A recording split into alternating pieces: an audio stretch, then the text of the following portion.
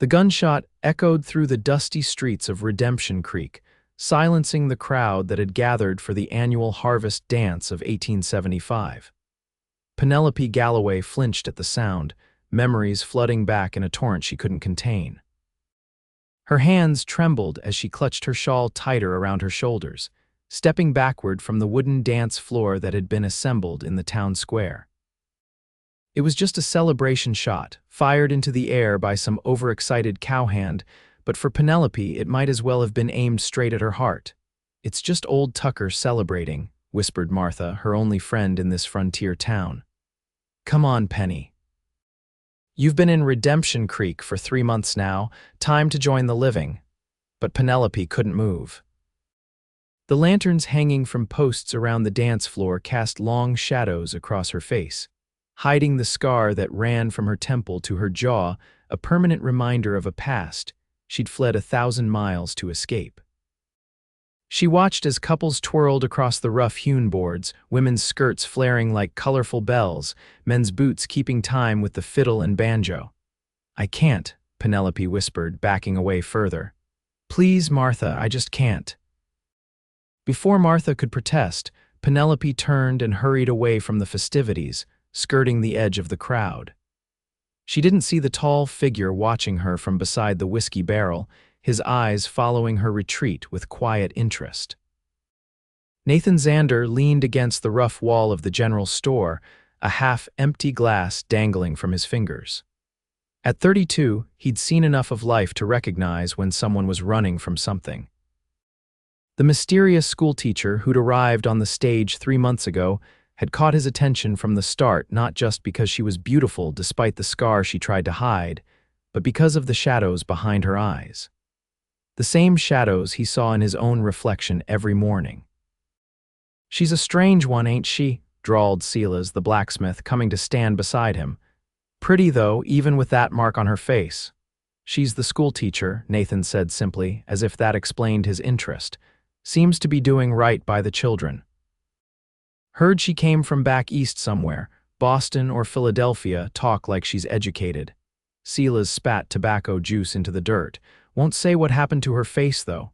Nathan's jaw tightened. "Not our business, is it?" He drained his glass and set it down, tipping his hat to Silas before walking away from the dance. He told himself he wasn't following her, he was just heading back to the ranch. If his path happened to take him past the little whitewashed schoolhouse where she lived in the attached quarters, well, that was just coincidence. The night was cool for early October, stars hanging like diamonds above the rugged landscape. Nathan's spurs jingled softly as he walked, the only sound besides the distant music and laughter from the town square. When he rounded the corner and saw Penelope sitting on the steps of the schoolhouse, her face turned up to the stars. Something caught in his chest. She must have heard his approach because she startled, rising quickly to her feet. In the moonlight, the scar on her face was a silver line, and he could see her hand move instinctively to cover it.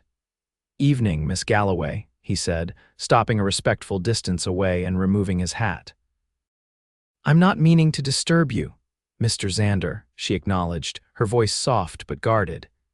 Everyone in town knew Nathan Zander, owner of the Z-Bar Ranch and one of the most eligible bachelors in the territory. What most didn't know was how he'd earned the money to buy that ranch years as a bounty hunter that had left him with scars of his own, though most weren't visible. "It's late to be walking about." "Could say the same for you," he replied, a slight smile touching his lips. "Thought you'd be at the dance." Penelope's gaze dropped to the ground. "I'm not much for dancing these days." "That's a shame," he said simply. "Night like this seems made for it." An awkward silence fell between them, filled only by the distant strains of the fiddle carrying on the night air.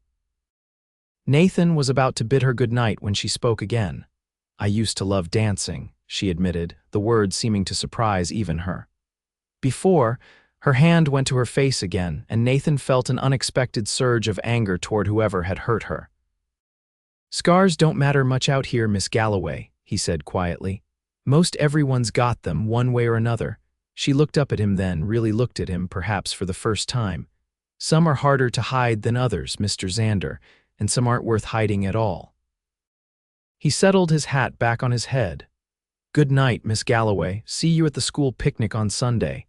As he walked away, he could feel her eyes on his back. Nathan didn't know what had drawn him to speak to her, but something told him their paths would cross again soon. In a place like Redemption Creek, they were bound to. Penelope watched the tall rancher disappear into the darkness, his words echoing in her mind. "Scars don't matter much out here. If only that were true." She touched the raised line that ran down her face, a permanent reminder of trust misplaced and lessons learned too late. Edward Blackwell had taught her that some men's charm hid monstrous hearts, and she wasn't about to forget it, no matter how kind Nathan Zander's eyes seemed. With a sigh, she turned and entered the schoolhouse, closing the door firmly on the sounds of merriment that still drifted from town. Some things weren't meant for her anymore. Dancing was just one of many. The next morning dawned bright and clear, the kind of autumn day that made the frontier seem like the most beautiful place on earth. Penelope rose early as always, washing her face in the basin before carefully arranging her hair to fall across the right side of her face. The scar had faded in the year since the attack, but it was still prominent, a jagged line that began at her temple, narrowly missed her eye, and traced a path down to her jaw. The doctor in Philadelphia had said she was lucky. Penelope didn't feel lucky. Saturday meant no classes, but there was still work to be done. The school picnic tomorrow would require preparation, and she needed to visit the general store for supplies. Steeling herself for the inevitable stares, she donned her simplest dress and headed into town. Redemption Creek was already bustling when she arrived.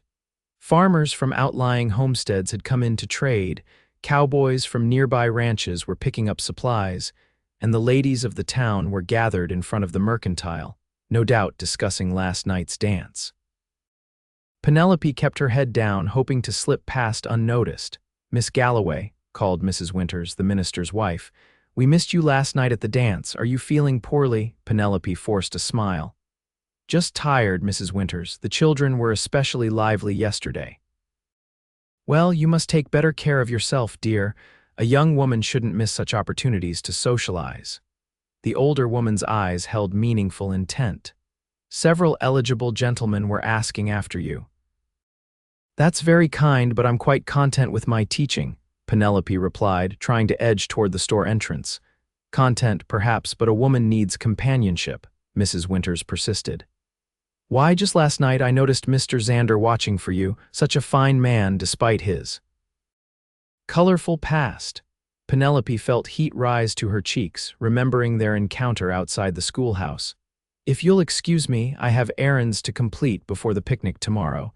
Inside the mercantile, she let out a breath of relief. Mr. Fulton, the shopkeeper, was sorting through a shipment of goods and merely nodded a greeting, allowing her to browse in peace. She was examining a bolt of blue cotton when the bell above the door jingled. Looking up, she found herself face to face with Nathan Zander.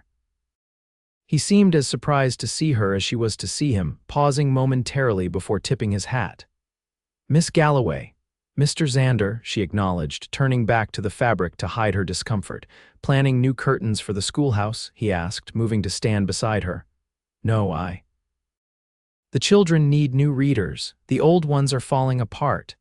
She abandoned the fabric and moved toward the book section, conscious of his presence behind her. "I've been meaning to donate some books," he said, following her. "Got a whole library at the ranch that doesn't see much use. My mother was a great reader, brought her collection west when my father started the ranch." Penelope turned to him in surprise. "That would be very generous, Mr. Zander. The children have so few resources." For a moment, something warm passed between them, a simple understanding of the value of knowledge in this wild place. Then the moment broke as Mr. Fulton approached. "Zander, your order came in on yesterday's stage. Got that barbed wire you've been waiting on." "Appreciate it, Fulton." Nathan turned back to Penelope. "I'll have those books sent over next week if that suits." "That would be wonderful," she said, genuinely pleased. "The children will be thrilled." He nodded, a slight smile touching his lips before he followed Fulton to the back of the store. Penelope quickly gathered her other supplies, anxious to complete her errand before he returned. As she was paying, she heard Fulton speak in low tones. "That schoolteacher's quite something, ain't she? Shame about her face. Heard she was attacked by some fella back east, cut her up good." Penelope froze, her coins clutched in her hand. "That's so," Nathan's voice was deceptively casual. "Seems to me a man sharing such tales about a lady might want to mind his own business." There was something in his tone that made even Fulton pause. "Just repeating what I heard, Zander." "No offense meant. None taken by me," Nathan replied coolly. "But I reckon Miss Galloway might feel differently." Penelope quickly gathered her purchases and hurried out, not wanting to face either man. The gossip had followed her even here to the edge of civilization. Perhaps nowhere was far enough. She was nearly back to the schoolhouse when she heard hoofbeats behind her. Nathan Zander rode up beside her, his bay gelding dancing sideways on the dusty road. "Miss Galloway," he called, slowing to match her pace. "Allow me to apologize for Fulton. He's got more mouth than sense sometimes."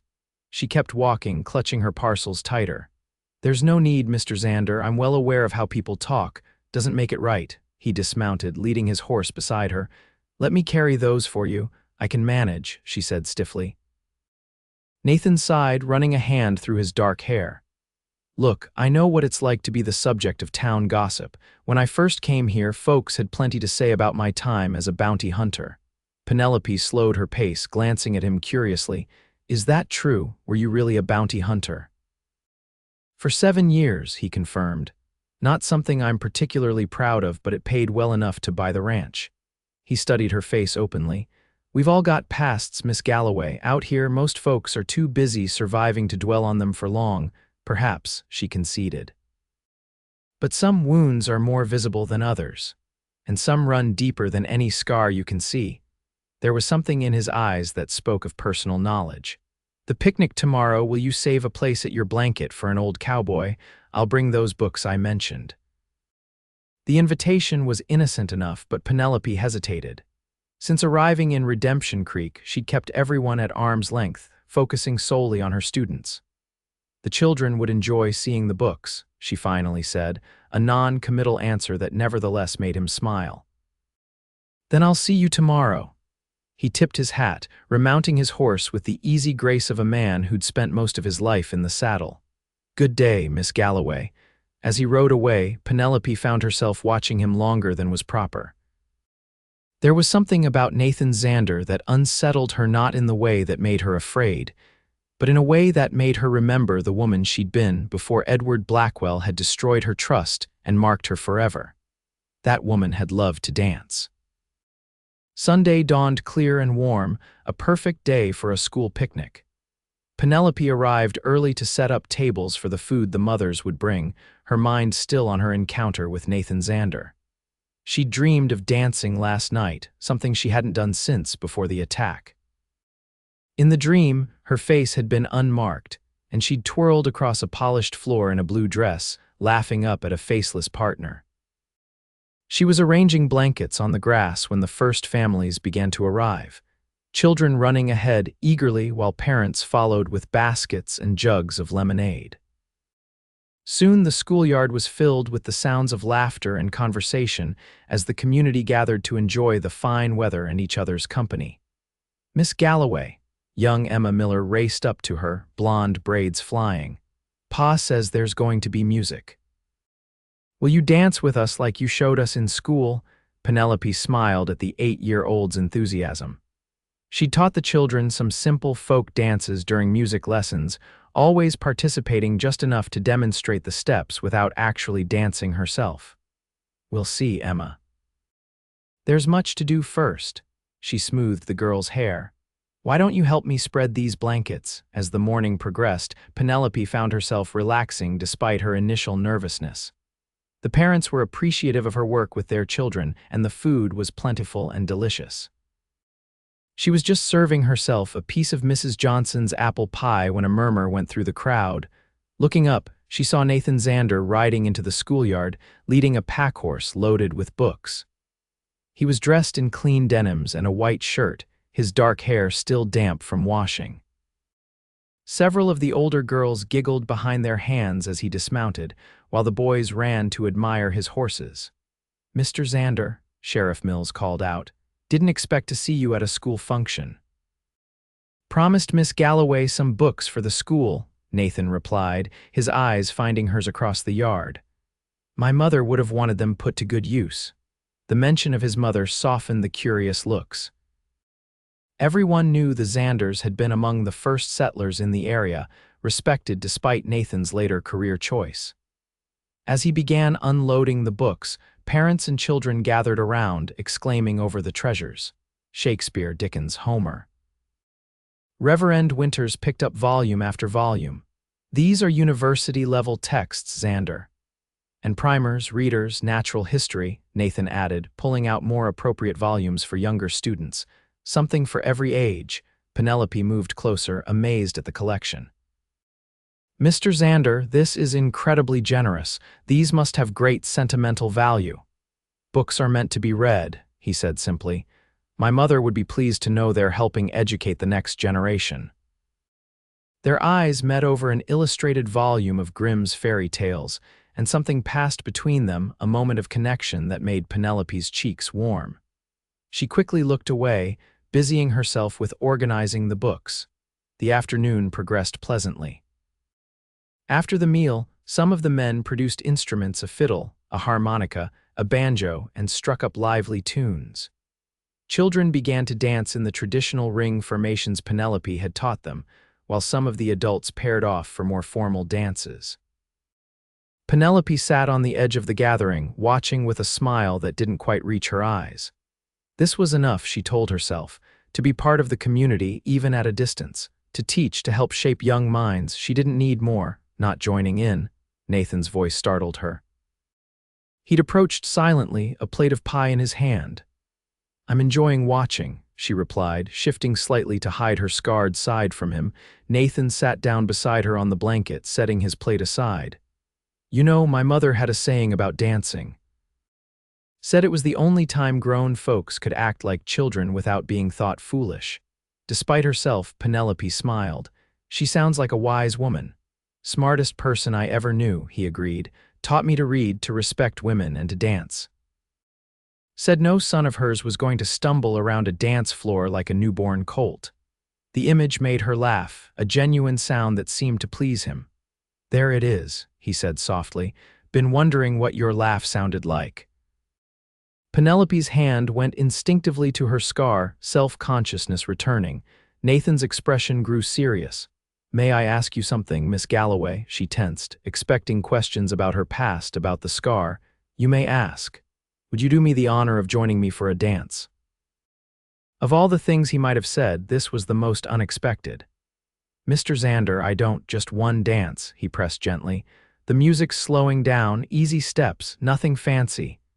Indeed, the musicians had shifted to a slower waltz, couples moving in gentle circles across the grass.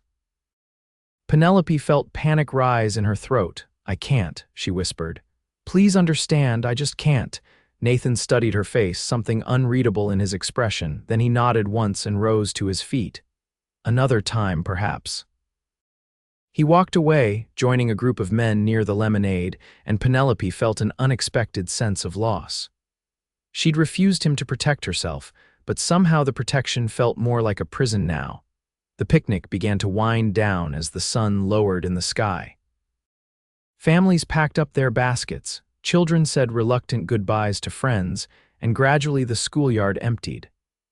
Penelope was gathering the last of the blankets when she realized Nathan was still there, helping some of the fathers dismantle the tables. She approached him hesitantly. "Thank you again for the books, Mr. Zander. They'll make an enormous difference to our school." He straightened up, wiping his brow with his sleeve. "Happy to do it. If you need help organizing them, I'd be glad to assist." "That's very kind, but Miss Galloway, Mr. Zander."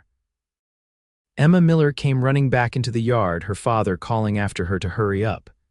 "You didn't dance. You promised to show us a waltz someday, Miss Galloway." Penelope felt her face flame. "Emma, I don't recall making such a promise." "But you said when we learned about Vienna that people there dance the waltz all the time, and you'd show us how it's done proper." The little girl's face fell. "Was that not true?" Put on the spot, Penelope didn't know how to respond without disappointing her eager student. To her surprise, Nathan stepped in smoothly. "Miss Galloway was probably waiting for the right partner, Emma," he said, winking at the child.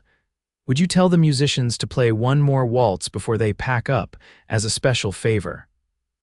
Emma nodded enthusiastically and raced off to the musicians, who were just putting away their instruments. Penelope turned to Nathan in alarm.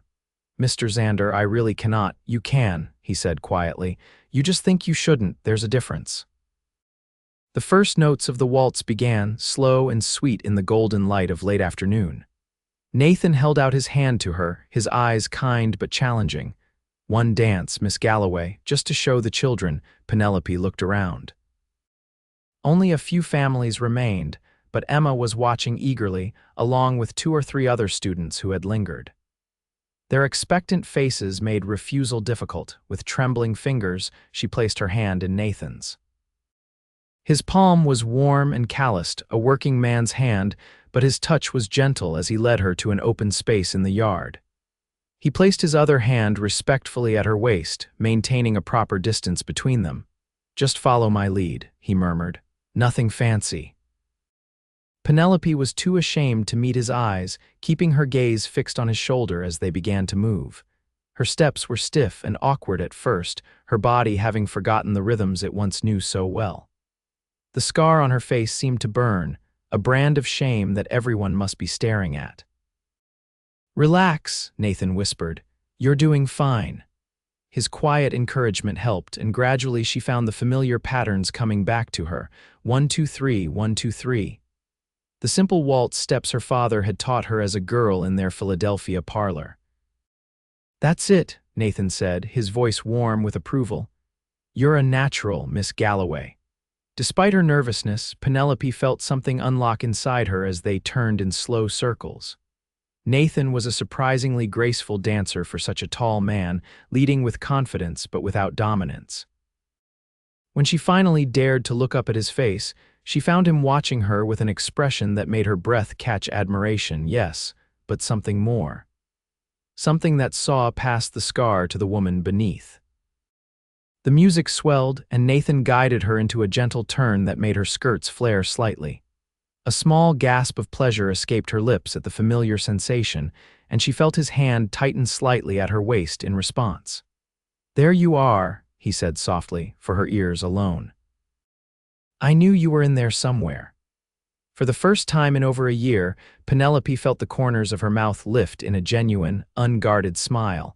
Not the careful, closed-lipped expression she used with her students, but a real smile that reached her eyes.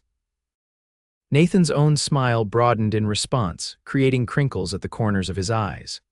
For a magical moment, there was no scar, no painful past, just the music, the dance, and the connection between them. All too soon, the waltz ended. Nathan stepped back and bowed formally, still holding her hand. "Thank you for the dance, Miss Galloway." From the sidelines came the sound of clapping. Emma and the other children were applauding enthusiastically, joined by the few remaining adults. Penelope felt her face heat with embarrassment, but Nathan squeezed her hand reassuringly before releasing it. "See," he said quietly, "the world didn't end." And indeed it hadn't. She danced in public, scar and all, and somehow survived the experience. More than survived, for those brief moments, she'd remembered what joy felt like. As the last families departed and the musicians packed away their instruments, Nathan helped Penelope carry the donated books into the schoolhouse. They worked in companionable silence, arranging volumes on shelves and in stacks to be sorted later. "Thank you," she said finally when the last book had been brought inside. Not just for the books, but for, earlier, Nathan leaned against the teacher's desk, studying her with those perceptive eyes. "No need for thanks. Selfishly, I've wanted to dance with you since I first saw you in town." Penelope looked away, unsure how to respond to such a direct statement. "Mr. Zander, Nathan," he corrected gently. "After sharing a dance, seems we could use first names, when we're not in company, at least." She hesitated, then nodded. "Nathan, then, and I'm Penelope." "Penelope," he repeated, as if testing the feel of her name. "It suits you, strong but elegant." Hardly elegant these days, she said, self-consciousness returning as she touched her scar. Nathan straightened, taking a step toward her. "May I?" he asked, raising his hand slowly. She froze, uncertain of his intent but finding herself unable to refuse. With infinite care, he brushed aside the strand of hair she used to partially hide her scar, his fingers barely grazing her skin. "Courage leaves marks," he said quietly. "Nothing to be ashamed of." "You don't know what happened," she whispered. "No," he agreed. "But I know courage when I see it. Takes a special kind of strength to build a new life alone on the frontier." His understanding, offered without demand for explanations, loosened something tight in Penelope's chest. For the first time, she considered that perhaps her scar was not just a mark of shame and victimhood, but also of survival. "It's getting late," Nathan said, stepping back. "I should let you rest, but I'd like to call on you properly sometime if you'd allow it." The request was so formal, so respectful, that Penelope found herself nodding before she'd fully considered the implications. "I would like that." A slow smile spread across his face, genuine pleasure lighting his eyes. "Until then, Penelope Galloway." He collected his hat from the desk and moved toward the door. "Sweet dreams." After he'd gone, Penelope stood in the quiet schoolhouse, touching her fingers to her cheek where his had been. For the first time in many months, she thought she might indeed have sweet dreams. The following week passed in a blur of routine for Penelope. She taught her classes, marked papers, and tried not to think too much about Nathan Zander or the dance they'd shared, but her students had other ideas. "Miss Galloway, you looked just like a princess when you were dancing with Mr. Zander," sighed 10-year-old Sarah Johnson during their lunch break. "Are you going to marry him?" Penelope nearly choked on her tea. "Sarah, that's a very improper question." "But my ma says he's sweet on you," the girl persisted. "Says he never comes to town events except when you're there." "That's quite enough," Penelope said firmly, though her cheeks burned. "Please finish your lunch so we can continue with our arithmetic." The children's innocent observations made her realize that her interaction with Nathan had not gone unnoticed by the town. Several times during the week, she caught Mrs. Winters giving her knowing looks, and Mr. Fulton at the general store had been unusually solicitous during her Saturday shopping trip. By the time Sunday arrived, Penelope was a bundle of nerves. Nathan had said he wanted to call on her properly, but he hadn't specified when. Part of her hoped he'd forgotten the request. Another part she scarcely acknowledged hoped he hadn't. She was reading on the schoolhouse steps, enjoying the mild autumn afternoon when the sound of hoofbeats made her look up. Nathan was riding toward her, but not on his usual mount. Instead, he drove a small buggy pulled by a handsome black mare. He dressed in his Sunday best, a dark suit and string tie that made him look more Eastern gentleman than Western rancher. "Afternoon, Penelope," he called as he pulled the buggy to a stop. "Hope I'm not disturbing your day of rest." She marked her place in her book and stood, suddenly conscious of her simple dress and hastily arranged hair. "Not at all, I was just reading." "Thought you might enjoy a drive," he said, gesturing to the buggy. "It's too fine a day to spend indoors, and there's a spot up by the creek I'd like to show you, if you're amenable, that is." The invitation was perfectly proper. A Sunday drive was an acceptable form of courtship, even in the strict society she'd left behind in the East. Still, Penelope hesitated. "I don't know, Nathan. People will talk." His smile was understanding but firm. "People already talk. Might as well give them something worth talking about." There was logic in that, Penelope had to admit. And the day was beautiful, the kind that reminded her why she'd chosen to come west despite the challenges. "Let me get my shawl," she said, making her decision, "and perhaps a hat." When she returned, Nathan helped her into the buggy with careful hands, then climbed up beside her. The seat wasn't large, and their shoulders brushed as he took up the reins. The casual contact sent an unexpected thrill through Penelope, reminding her how long it had been since she'd allowed anyone to get close to her. They drove out of town, following the main road before turning onto a less traveled trail that wound alongside Redemption Creek. The water sparkled in the afternoon sunlight, willows trailing their branches in the current. "How are the new books working out?" Nathan asked as they drove. Wonderfully, Penelope replied, warming to the subject. The children are so eager to learn. Johnny Miller has already read through 3 of the adventure stories, and even some of the reluctant readers are showing interest in the illustrated volumes. And what about you? Found anything of interest in the collection? She smiled, relaxing into the conversation. I've been enjoying the Austen novels in the evenings. I'd read Pride and Prejudice before, but Persuasion is new to me. Ah, Second Chances, Nathan nodded, my mother's favorite. She used to read passages aloud to my father in the evenings. They sound like they had a wonderful marriage, Penelope observed. They did, he confirmed. Not always easy frontier life saw to that, but they faced everything together.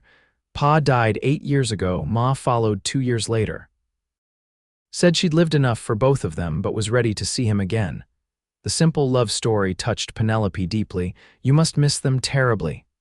Every day, he acknowledged, but they taught me what matters: hard work, honesty, treating people right. He glanced at her. And recognizing what's worth fighting for when you find it. The intensity in his gaze made Penelope look away, unsure how to respond.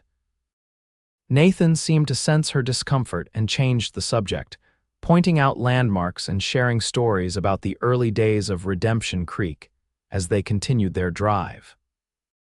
Eventually, they reached a bend in the creek where the water widened into a calm pool, surrounded by cottonwoods whose leaves had turned golden in the autumn light. Nathan stopped the buggy and secured the reins. This is my favorite spot in the whole territory, he said, helping Penelope down. Found it my first week here when I was still deciding whether to stay. It was indeed beautiful, peaceful in a way that spoke to something deep within Penelope's soul. I can see why you love it. Nathan spread a blanket he'd brought on a grassy spot overlooking the water, then produced a basket from beneath the buggy seat. Thought you might be hungry. Nothing fancy, just some bread, cheese, and Mrs. Potter's apple tarts. She owed me a favor. The simple picnic was exactly right for the setting. They sat together on the blanket, watching the play of light on the water as they ate. Gradually, Penelope found herself relaxing, sharing stories of her students and listening to Nathan's tales of ranch life. What made you decide to become a teacher? He asked as they finished the last of the tarts. Penelope considered the question. I've always loved learning. My father was a professor at a small college in Pennsylvania, and our house was filled with books and ideas. After he died, teaching seemed the natural path. And what brought you west? Most educated Eastern women aren't eager to trade civilization for frontier life. The question brushed too close to secrets she wasn't ready to share. Penelope looked out over the water, choosing her words carefully. I needed a fresh start. When I saw the advertisement for a teacher in Redemption Creek, it seemed providential. Nathan studied her profile, noting the way her hand moved unconsciously to her scar. Whatever drove you here, I'm glad it did. The simple sincerity in his voice made her turn to face him. Even with all my mysteries and complications, especially with those, he said with a slight smile, I've never been much interested in simple things. They sat in companionable silence for a while, watching as the sun began its descent toward the horizon, painting the sky in shades of pink and gold.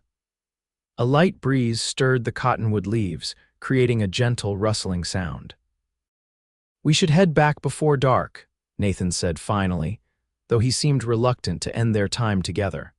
As they packed up the remains of their picnic, Penelope found herself equally reluctant to return to town and the careful distance she maintained from everyone there.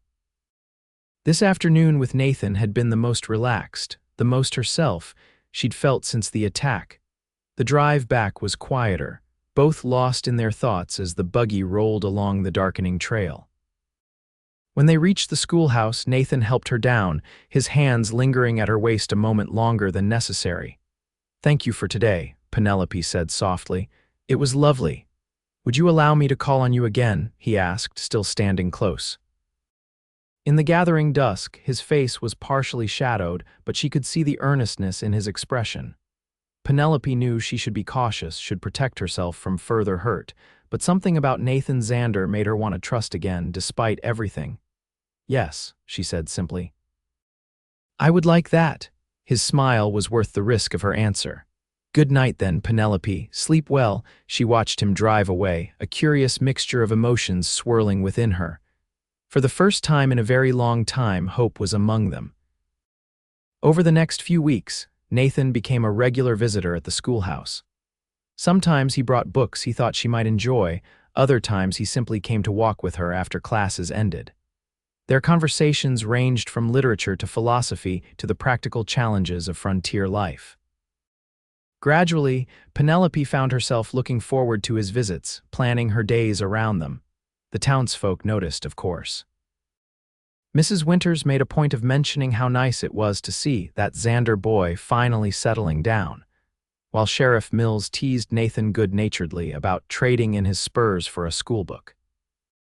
Penelope endured the gentle gossip with as much grace as she could muster, though she still shied away from direct questions about their relationship.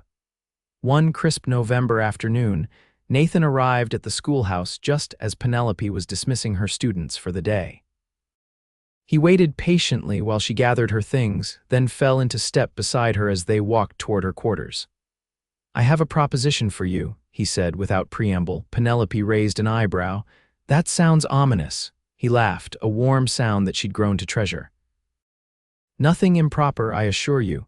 The ranch is hosting a cattle buyer from Chicago this weekend. He's bringing his wife and daughter, and they'll be staying at the main house. Mrs. Poulter is cooking up a storm, and I thought you might like to join us for dinner on Saturday." The invitation caught her off guard. They'd spent plenty of time together in town or on drives in the surrounding countryside, but she'd never visited the Z-Bar Ranch. "I don't know, Nathan," she hesitated. "Would it be appropriate?" "Mrs. Poulter will be there the whole time," he assured her. "And the Harringtons, of course. It's all very proper. I just thought you might enjoy meeting Mrs. Harrington. She's quite involved with education in Chicago, funding schools for immigrant children." It was exactly the right approach. The prospect of discussing educational methods with someone knowledgeable was tempting, and the assurance of other guests made the invitation less intimidating. "In that case, I'd be delighted to accept," she said. Nathan's face lit up with pleasure. "Excellent. I'll send the buggy for you at 5 o'clock on Saturday." As he turned to leave, he paused, as if remembering something. "Oh, and Penelope, there may be some music after dinner. Nothing formal, just Mrs. Harrington plays the piano quite well." Before she could respond, he was gone, leaving her with the distinct impression that she'd been gently manipulated. The thought of music meant dancing, and dancing meant. Penelope touched her scar reflexively. Their waltz at the school picnic had been one thing, a brief moment, primarily for the children's benefit. A social evening at the ranch was something else entirely. Yet as she prepared for the dinner in the days that followed, Penelope found herself more excited than anxious. She spent Friday evening pressing her best dress, a deep green wool that brought out the amber flecks in her hazel eyes, and arranging her hair in a more elaborate style than her usual simple knot. Saturday evening arrived clear and cold, with the first hint of winter in the air. The buggy Nathan sent was driven by his foreman, a taciturn man named Collins, who nevertheless helped her in with courteous care. As they drove out of town toward the Z-Bar, Penelope's stomach fluttered with nervous anticipation. The ranch house, when they reached it, was larger than she'd expected, a sprawling two-story structure built of local stone and timber, with wide verandas and many windows glowing with welcoming light. Nathan was waiting on the front steps, dressed in a fine dark suit that emphasized the breadth of his shoulders. "You look beautiful," he said simply as he helped her down from the buggy. "Thank you," she replied, smoothing her skirts self-consciously. "Your home is impressive."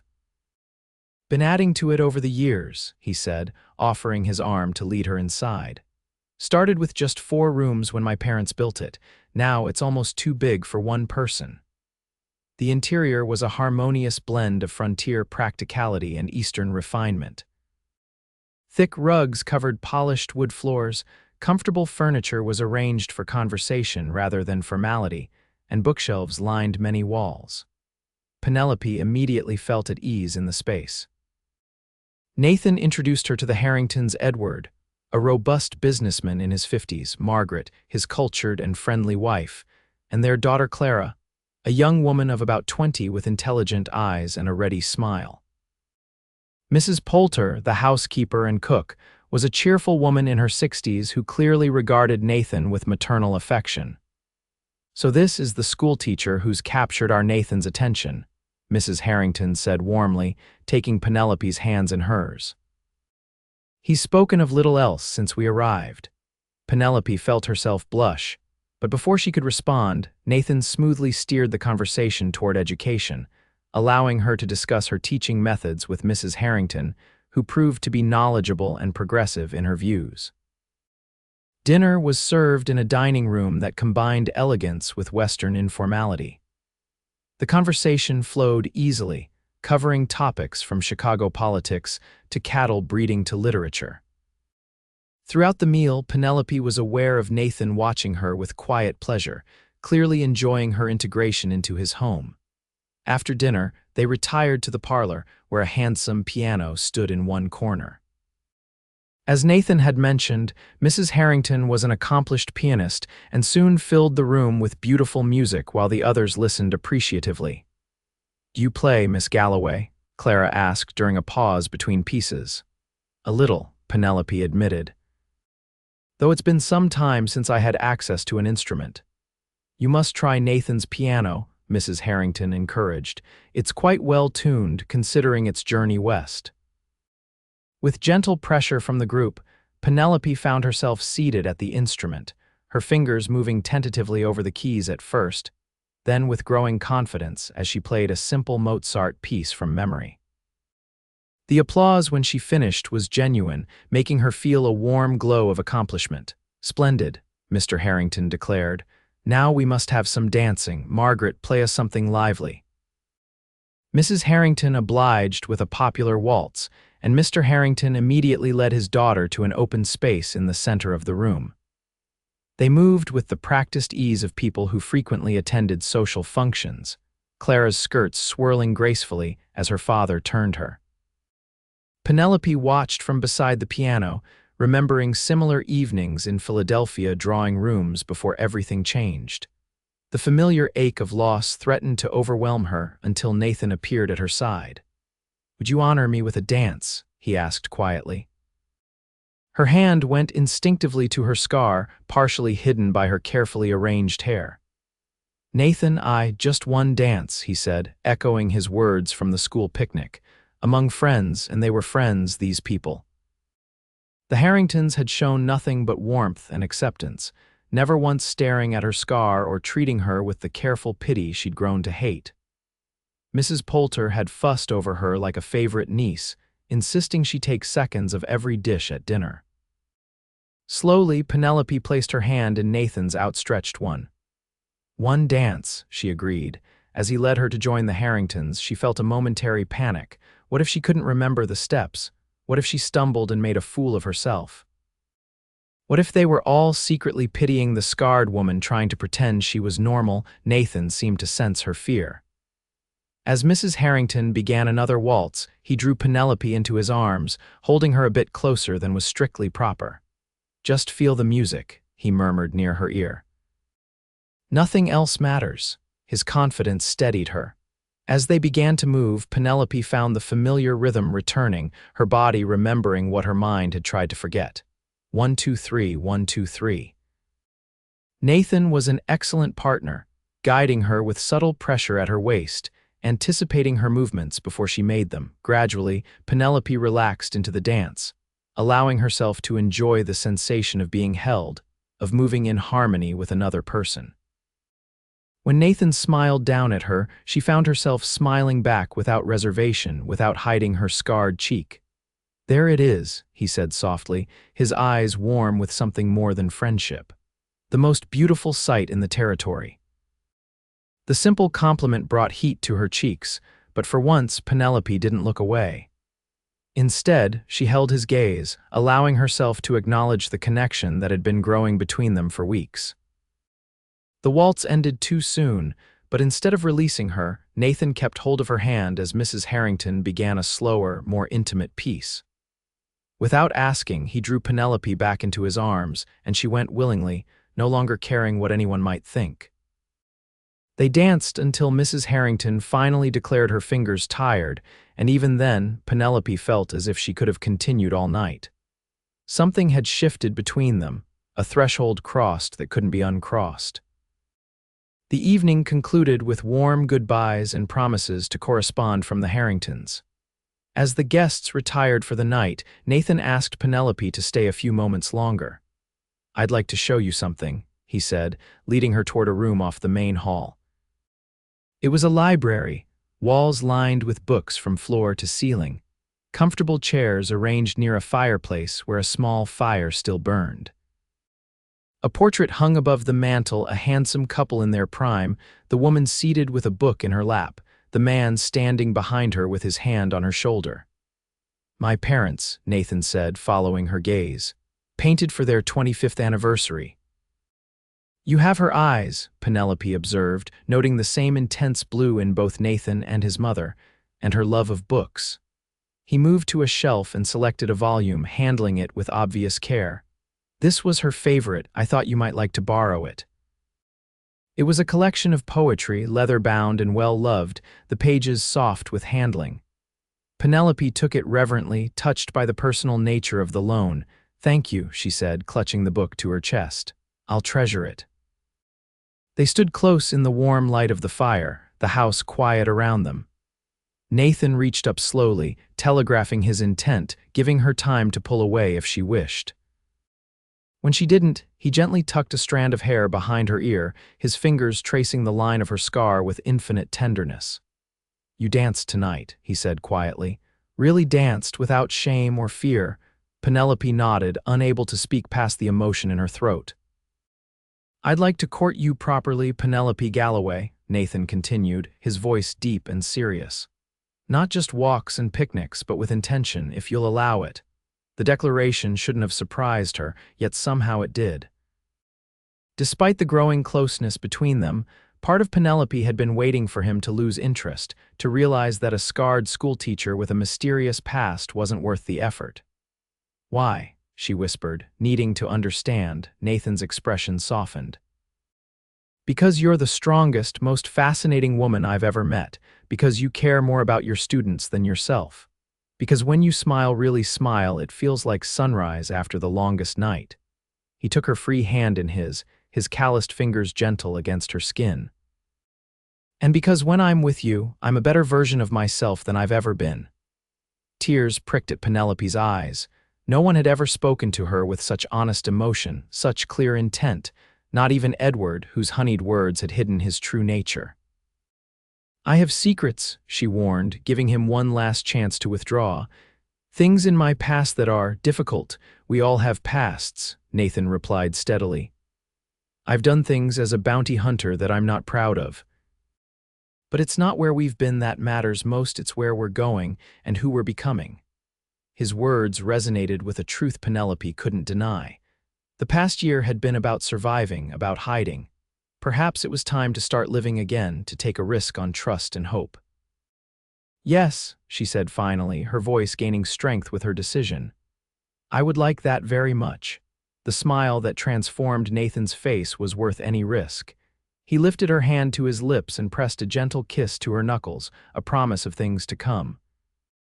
"I should take you home," he said reluctantly. "It's getting late." The drive back to town was quiet but charged with new awareness. They sat closer than propriety strictly allowed, their shoulders touching, hands occasionally brushing. When they reached the schoolhouse, Nathan helped her down and walked her to the door. "Thank you for tonight," Penelope said, still holding his mother's book of poetry. "For everything?" "Sleep well, Penelope," he replied softly. "Dream of dancing." As she watched him drive away, Penelope knew that's exactly what she would do. The weeks that followed were the happiest Penelope could remember. Nathan called on her regularly, bringing small gifts, wildflowers he'd found on the range, a handcrafted wooden bookmark, candies from the general store. They walked together in the evenings, sometimes talking for hours, other times enjoying comfortable silence. On Sundays, he escorted her to church, his tall presence beside her a shield against curious stares and whispered comments. As winter deepened, their courtship became the talk of Redemption Creek. Most viewed it with approval. Nathan Zander was a respected rancher, and the schoolteacher, despite her mysterious scar, had proven herself dedicated and kind. A few, like Widow Harrison, who had set her cap for Nathan herself, were less enthusiastic, but even their disapproval couldn't dampen Penelope's growing happiness. With Nathan's encouragement, Penelope gradually became more involved in community activities. She helped organize a Christmas pageant for the school, attended the Ladies' Aid Society meetings, and even agreed to read poetry at a town social. Each small step brought her further out of the protective shell she'd built around herself since the attack. The only shadow on her happiness was the secret she still kept. Nathan never pressed her about her past, respecting her privacy while making it clear he was ready to listen whenever she chose to share. As Christmas approached, Penelope knew the time had come to trust him with the full truth. The opportunity came on a snowy evening in mid-December. School had been dismissed early due to the weather, and Nathan had come to check on her, bringing firewood and provisions in case the storm worsened. They sat before the fire in her small quarters, cups of hot chocolate warming their hands. "Nathan," she began, setting aside her cup, "there's something I need to tell you about how I got this." She touched her scar, no longer hiding it from him. He took her hand, his expression serious but open. "I'm listening." Penelope took a deep breath, organizing thoughts she'd kept buried for so long. "In Philadelphia, I was engaged to be married. His name was Edward Blackwood, from a prominent banking family. We met at a lecture series my father had organized before his death. Edward was charming, educated, interested in my teaching work. My mother was delighted with the match." She paused, the memories painful even now. "We were to be married in June of last year. Everything was arranged: the church, my dress, the reception. But 3 weeks before the wedding, I discovered something troubling. Edward had been speculating with bank funds, losing enormous sums. When I confronted him, suggesting we postpone the wedding until the matter was resolved, he changed." Nathan's hand tightened around hers, but he remained silent, allowing her to continue at her own pace. "He'd been drinking. Said I had no right to question him, that once we were married, I'd learn my place." Penelope's voice grew quieter. "When I tried to leave, he grabbed me. There was a decorative letter opener on his desk, a gift from my father. He took it and said if he couldn't have me, no one would want me." Nathan's face darkened with anger, but his touch remained gentle. "The scar," she nodded. "He slashed my face, then seemed shocked by what he'd done. I managed to get away, stumbling into the street where a policeman found me. Edward was arrested, but his family was influential. Somehow, the story became twisted that I had attacked him in a fit of jealousy, that the wound was self-inflicted when he defended himself." "That's outrageous," Nathan said, his voice tight with controlled fury. "It was his word against mine," Penelope continued. "And in Philadelphia society, a man's word carries more weight." The charges were eventually dropped. Edward was free, his reputation barely damaged, while I became an object of pity and gossip. My mother suggested I go to a cousin's in Boston until the scandal died down, but I couldn't bear it. I saw the advertisement for a teacher in Redemption Creek and applied immediately." She looked up at him, vulnerable but determined. "So now you know, I'm damaged goods, Nathan. A woman who fled rather than fight, who hides behind her hair and keeps everyone at a distance because she trusted the wrong man." For a long moment, Nathan just looked at her, his eyes full of emotions she couldn't quite read. Then he reached out and gently traced the line of her scar from temple to jaw. "What I see," he said quietly, "is a woman of extraordinary courage. You survived a brutal attack. You refused to let a powerful man and a corrupt system define you. You traveled 2,000 miles alone to build a new life. And despite everything, you've kept your capacity for kindness, for teaching, for making this rough town a better place." He took both her hands in his. "As for damage, we're all damaged in one way or another out here. It's what we do with those broken places that matters." Relief and gratitude washed over Penelope in equal measure. She'd feared judgment, pity, or worst of all, withdrawal. Instead, Nathan offered understanding and admiration. "Thank you for trusting me with this," he said, drawing her closer. "It changes nothing about how I feel for you, except perhaps to make me love you even more." The word hung in the air between them, love spoken for the first time but felt for much longer. Penelope's heart swelled with answering emotion. "I love you too," she whispered, the admission both terrifying and liberating. "I've been afraid to say it, afraid to trust it." "No more fear," Nathan murmured, leaning forward to press his forehead against hers. "Not between us." The kiss, when it came, was gentle at first, a question, a promise. Then, as Penelope responded, it deepened into something more profound, a commitment beyond words. His hands cradled her face with reverence, while hers clutched at his shoulders, anchoring herself to this moment, this man, this new beginning. When they finally parted, both breathless, Nathan smiled down at her with such tenderness that Penelope felt tears gather in her eyes. "Well, Miss Galloway," he said, his voice husky. "I believe that settles the matter," she laughed, a sound of pure joy. "Does it indeed, Mr. Zander?" "It does." He kissed her again, briefly but with feeling. "I should go before this becomes improper. But know this, your past is safe with me, and our future, if you'll have it, begins now." The storm outside had intensified, snow swirling against the windows, but inside Penelope's small quarters, warmth and hope bloomed like spring flowers after the longest winter. Christmas in Redemption Creek was a communal affair, with the whole town gathering for services followed by a shared meal in the church hall. This year, Penelope attended on Nathan's arm, her head held high despite the curious glances at their obvious attachment. After the festivities, Nathan took her to the ranch, where he had a special gift waiting. In the parlor, a small pine tree had been decorated with candles and simple ornaments, packages wrapped in brown paper arranged beneath it. "It's not much," he said almost shyly, leading her to a chair. "But I wanted us to have our own celebration." The gift he placed in her hands was small but heavy. Unwrapping it carefully, Penelope gasped at what lay inside, a silver hand mirror, its back engraved with delicate flowers and her initials. "It was my mother's," Nathan explained. "I had your initials added." Penelope turned the mirror over, hesitating before raising it to see her reflection. The scar was still there, of course a permanent reminder of her past. But now she saw it differently, through Nathan's eyes, a mark of courage rather than shame. "It's beautiful," she said, looking up at him with shining eyes. "Thank you." Her gift to him was modest by comparison, a hand-knitted scarf in deep blue that matched his eyes, and a copy of Thoreau's Walden she'd ordered from Denver. But Nathan received them as if they were treasures, immediately wrapping the scarf around his neck and promising to read the book aloud to her on winter evenings. As they sat before the fire, sharing stories and dreams, Penelope felt a contentment she'd never expected to find again. The past still existed, but it no longer defined her. Here, with this man who loved her scars and all, she had found not just safety but joy.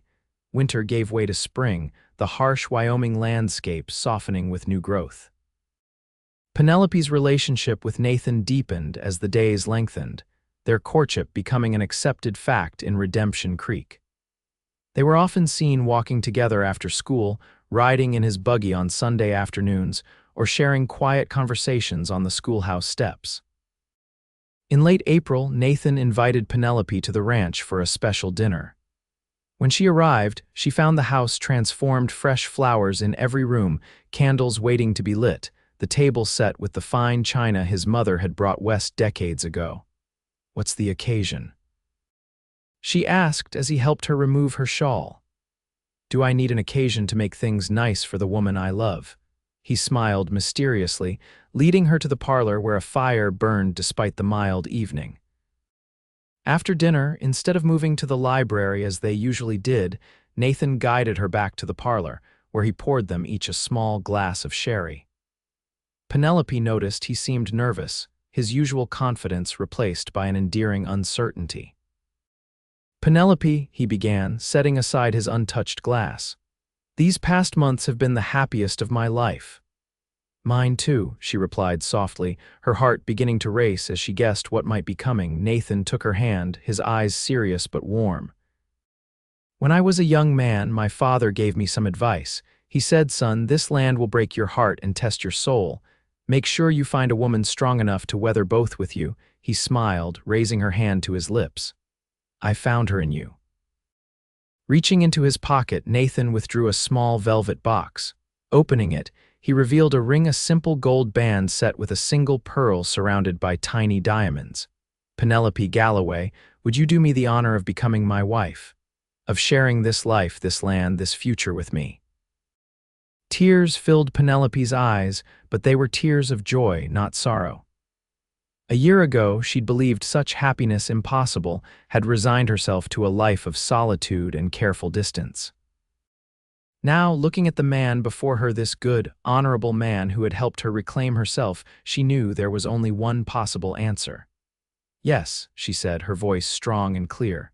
Yes, Nathan, I will marry you. His face lit with such joy that it nearly took her breath away.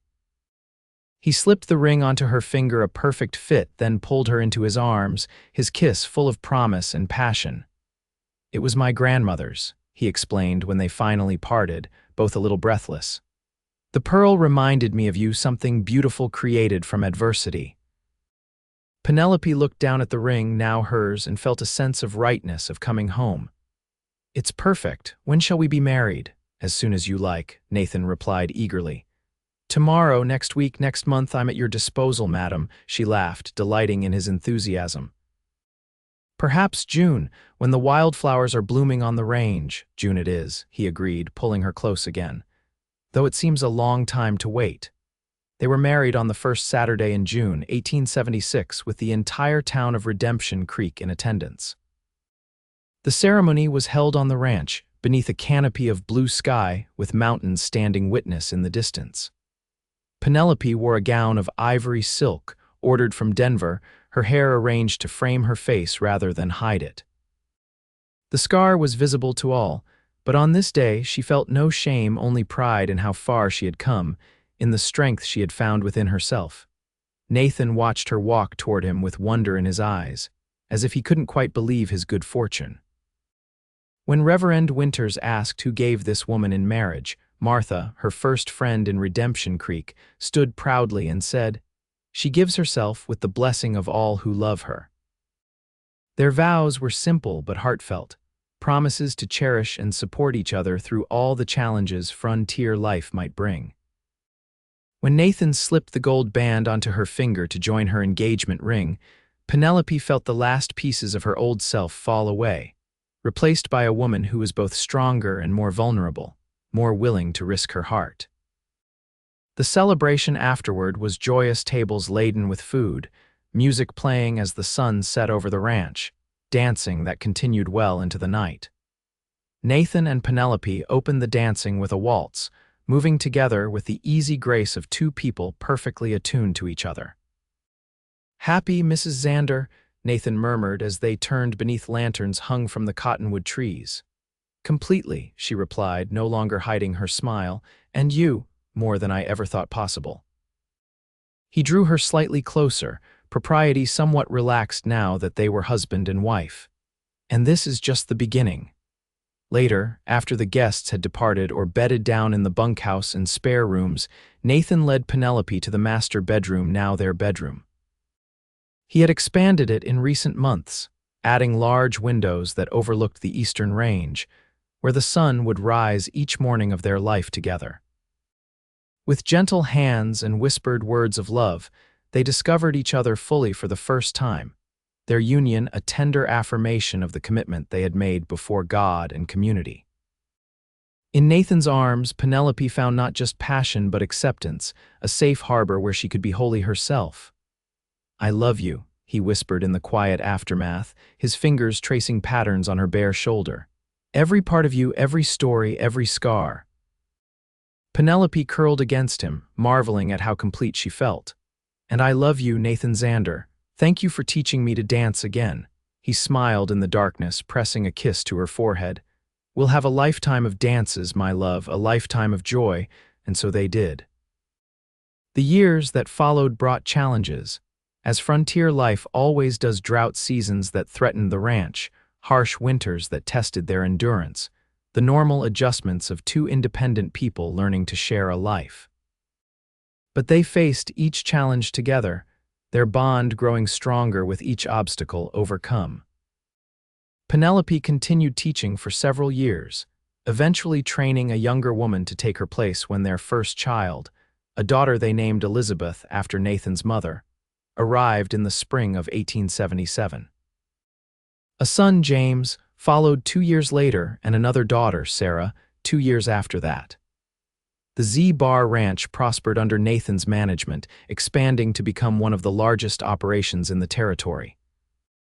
On their 5th wedding anniversary, Nathan surprised Penelope by adding a music room to their home, complete with a fine piano shipped all the way from Boston. Though her teaching duties had been passed to others, Penelope never stopped educating. She taught their children to read and write before they started school, established a lending library in town, and in later years helped found a proper academy in what had grown from Redemption Creek into a substantial town. Her scar faded somewhat with time, but never disappeared entirely. Occasionally, newcomers would stare or ask intrusive questions, but Penelope no longer hid. She had learned what Nathan had tried to tell her from the beginning, that true beauty comes from living fully, scars and all. On warm summer evenings, long after their children were grown with families of their own, Nathan and Penelope could still be found dancing on the wide veranda of the ranch house, moving to music only they could hear. And if passers-by noticed the tall, silver-haired rancher holding his still graceful wife with tenderness, or the way she smiled up at him with undiminished love, well, that was just the Zanders, whose story had become legend in their corner of Wyoming. It was a story that began with shame and ended with joy, with a scarred woman too afraid to dance and the patient cowboy who took her hands and moved slowly until she smiled.